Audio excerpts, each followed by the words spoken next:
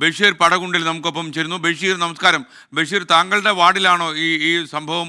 ആ, എന്താണ് പടകുണ്ടിൽ ഇതിനകത്ത് നമുക്ക് പറയാനുള്ള വിവരം?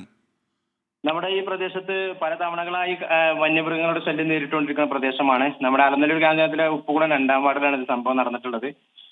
സൈലന്റ് വാലിയുടെ അതിർത്തിയിൽ വരുന്ന പ്രദേശമാണ്. ഇവിടെ ഇന്ന് രാവിലെ ഒരു 8 മണിയോടുകൂടി ടാപ്പിങ്ങിന് പോണ ആളാണ് ഇയാൾ മലയിലേക്ക് കയറിപ്പോയ സമയത്ത് അവിടെ നിന്ന് ഒരു 3 മണിയോടുകൂടി ആളെ കാണാതെ തെരച്ചിൽ നടത്തിയ സമയത്താണ് ആളെ ബോഡി ഒരു 5 മണിയോടെ വനത്തിലേക്ക് കണ്ടെത്തിയത്. ഇദ്ദേഹം പോകുന്നത് കണ്ടിരുന്നോ? അയാളെ രാവിലെ കയറി പോണത് പല ആളുകളും കണ്ടിട്ടുണ്ട്. സ്ഥിരമായിട്ട് പോകുന്ന ആളാണ്. അല്ലെ, ശരിക്കും സംഭവിച്ചത് ഈ ടാപ്പിംഗ് സ്ഥലത്ത് വെച്ചാണോ അതോ വേറെ ഏതെങ്കിലും ഭാഗത്ത് വെച്ച്? ഇല്ല, ടാപ്പിംഗ് ചെയ്യുന്ന സ്ഥലത്തേക്ക് അയാളെ അവിടേക്ക് എത്തുന്ന സമയത്താണ് സംഭവിച്ചത്. അയാളെ ഫ്ലോട്ടിലേക്ക് കടന്നിട്ടുണ്ട്. അല്ല, ഈ നടന്നു പോകുന്ന വഴി കാടാണോ അതോ ഇല്ല, അവിടെ കാടില്ല. അവിടെ അതിന്റെ ഒരു കിലോമീറ്റർ താഴത്താണ് നമ്മുടെ ഫോറസ്റ്റ് വരുന്നത്. ഫോറസ്റ്റ് കഴിഞ്ഞതിന് ശേഷം വീണ്ടും പ്രൈവറ്റ് ഭൂമികളാണ് അവിടെ ഉള്ളത്. അപ്പൊ ഈ ഫോറസ്റ്റ് വഴി ഇയാൾ നടന്നു പോകുമ്പോഴാണോ കാട്ടാനയുടെ ആക്രമണം ഉണ്ടായത്? അല്ല, അയാളെ ഫ്ലോട്ടിൽ വെച്ചിട്ടാണ്. അയാൾ ടാപ്പിംഗ് ചെയ്യുന്ന സ്ഥലത്ത് വെച്ചിട്ടാണ് ഇത്. അയാളെ അവിടെ എത്തി. അവിടെ അയാളെ കയ്യിലുണ്ടായിരുന്ന ബാഗും സാധനങ്ങളൊക്കെ അയാളെ കയ്യിൽ തന്നെ ഉണ്ട്. ആ എത്തിയ സമയത്താണ് മുന്നിലേക്ക് ഓടി വന്നിട്ടാണ് ആക്രമിച്ചിട്ടുള്ളത്. 3 മണിക്ക് ശേഷമാണോ ഇദ്ദേഹത്തിനെ കാണാതായത്? അതെ, രാവിലെ പോയി ഒരു 3 മണിക്ക് ശേഷം ഫോൺ അടിച്ചിട്ട് ഫോണൊന്നും റിങ് ചെയ്യുന്നുണ്ട്, എടുക്കുന്നില്ല. ആ സമയത്ത് തെരഞ്ഞു പോയ സമയത്താണ് കാണാൻ പറ്റിയത്. ഓക്കെ, ഈ ടാപ്പിങ്ങിന് വേറെ ആരും അടുത്തെങ്കിലും ഉണ്ടായിരുന്നില്ലല്ലോ അല്ലേ? ഇല്ല. ഇന്ന് മഴ കാരണം ആരും കയറി പോയിട്ടില്ല. ഇയാൾ തന്നെ ഒരു 8 മണിക്ക് ചെന്നാൽ 10 മണിക്ക് ടാപ്പ് ചെയ്യുന്ന സമയം നോക്കിയിട്ടുള്ള ചെയ്യാറ്. തെളിവ് കിട്ടുന്ന സമയത്ത് ചെയ്യുന്ന സംഭവമാണത്. എപ്പോഴാണ് ഇത് കാട്ടാനാക്രമണം കൊണ്ട് മരിച്ചതാണെന്ന് മനസ്സിലായത്? അത് ചെന്ന സമയത്ത് തന്നെ ഇവര് തെരഞ്ഞു ചെല്ലുന്ന സമയത്ത് തന്നെ ആന തൊട്ട് മുകളിലുണ്ടായിരുന്നു. ശബ്ദം കേട്ട് അവര് തെരഞ്ഞു പോയ ആളുകൾ അവിടെ നിന്നതിന് ശേഷം പടക്കൊക്കെ പൊട്ടിച്ചതിന് ശേഷമാണ് ആളുകൾ അടുത്തേക്ക് ചെന്നതും. അപ്പോഴാണ് തൊട്ട് മുകളിൽ നിന്നും ആന എടുത്ത് എറിഞ്ഞതായിട്ടാണ്. ചെരുപ്പ് കുറച്ച് മുകളിലായിട്ടും അദ്ദേഹം ഓടിയിട്ടുണ്ട്. ഓടിയ സമയത്ത് പിടിച്ച് എറിഞ്ഞതാണെന്നാണ്. തലക്കാണ് പരിക്ക് പറ്റിയിട്ടുള്ളത്. ഓക്കെ. കാരണം ഏകദേശം എത്ര മണിക്ക് മരണം സംഭവിച്ചു എന്നാണ് ഇപ്പോൾ നമ്മൾ കണക്കൂട്ടുന്നത്? നമ്മൾ 5 മണിക്കാണ് ബോഡി കാണുന്നത്.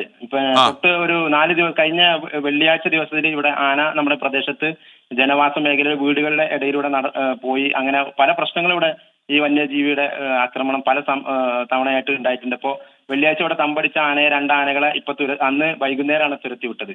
അന്ന് 2 ആനകളുടെ ഒരു റോഡിലൂടെ ഇറങ്ങി തലനാരിഴയ്ക്ക് പല ആളുകളും രക്ഷപ്പെട്ടിട്ടുണ്ട്. ഇത് അവിടുത്തെ കർഷകർ പറയുന്ന ഒരു ഒറ്റക്കൊമ്പൻ ആന അവിടെ ഉണ്ട് എന്നുള്ളതാണ്. അതാണ് ഈ ആക്രമിക്കുന്നത് എന്നാണ്. ഇവര് പല ആളുകളും ഇതിൽ നിന്ന് രക്ഷപ്പെടുന്നത് തലനാരികക്കാണെന്ന് ഇന്നിപ്പോ ഈ പ്രശ്നം നടന്നിട്ട് അവിടെ കർഷകർ ഇത് പറയുന്നുണ്ട്. ഈ പരാതി ഉണ്ടല്ലോ, ഇത് വനംവകുപ്പിനോടൊക്കെ പറഞ്ഞിട്ട് അവരുടെ ഭാഗത്ത് നടപടിയൊന്നും ഉണ്ടായില്ല എന്ന്. പല തവണ വനംവകുപ്പിന് ഇത് പറഞ്ഞതാണ്. ഇത് ഫെൻസിങ് ചെയ്യുന്ന സംവിധാനം ചെയ്യുന്നുണ്ടെന്ന് ഇവർ പറയുന്നതല്ലാതെ അത് ഇതുവരെ ചെയ്തിട്ടില്ല. ജനവാസ മേഖലയിലേക്ക് പല തവണകളായി ഈ ആന ഇറങ്ങി വരുന്നതും. ഒരു 8 വർഷങ്ങൾക്ക് മുമ്പ് മുസ്തഫ എന്ന് പറഞ്ഞ ഒരാളെ ആന ആക്രമിച്ചു കൊന്ന പ്രദേശമാണിത്. അതുപോലെ തന്നെ നമ്മുടെ തൊട്ടടുത്ത പ്രദേശത്ത് കടുവയുടെ ആക്രമണത്തിൽ ടാപ്പിംഗ് തൊഴിലാളികൾക്ക് പരിക്ക് പറ്റിയതും ഇവിടെ വെച്ച് തന്നെയാണ്. അത് 3 വർഷം മുമ്പാണ് ഇത് സംഭവിച്ചത്. അപ്പൊ എന്താണ് അവിടുത്തെ ജനങ്ങൾ, ഇപ്പൊ അലനല്ലൂരിലെ ജനങ്ങൾ എന്താ ആവശ്യപ്പെടുന്നത്? ഇപ്പോ അവർക്ക് സംരക്ഷണമാണ്. ജനങ്ങൾക്ക് മൃഗങ്ങളെ നാട്ടിലേക്ക് ഇറങ്ങി വരാതെ സംരക്ഷിക്കുന്ന വിധത്തിൽ ഫെൻസിങ് ചെയ്തുകൊണ്ട് ഇതിന് വേണ്ട കാര്യങ്ങൾ ഫോറസ്റ്റ് ഡിപ്പാർട്ട്മെന്റ് ചെയ്യണം എന്ന് തന്നെയാണ് പറയാനുള്ളത്. ഈ സംഭവം നടക്കുന്ന സമയത്ത് ഉപ്പുകുളം ഇവിടെ അവരുടെ ഒരു ഓഫീസുണ്ട്. ആ ഓഫീസിൽ അവരെ ഒരു സ്റ്റാഫ് പോലും അവിടെ ഉണ്ടായിരുന്നില്ല.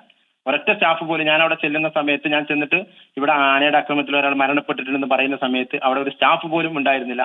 അതാണ് ജനങ്ങൾക്ക് ഏറ്റവും വലിയ പ്രതിഷേധം. കാരണം ഇത്രയും വലിയ ഒരു ഭീകരാന്തരീക്ഷം സൃഷ്ടിക്കുന്ന വന്യജീവികൾ എന്നും ഭയങ്കര പ്രശ്നങ്ങൾ സൃഷ്ടിക്കുന്ന ഈ പ്രദേശത്ത് ഇതുവരെ അതിനു വേണ്ട ഒരു നടപടിയോ അതിനു പറ്റിയ ഉദ്യോഗസ്ഥന്മാരോ അതിനു പറ്റിയ RRT ടീമോ ഇവരാരും ഇവിടെ ഇല്ല. ഈ RRTക്ക് ഇതിന്റെ മുകളിലേക്ക് കയറി പോകണം. ഇതിനെ ഫോറസ്റ്റിലൂടെ അവരുടെ വണ്ടി കയറില്ല.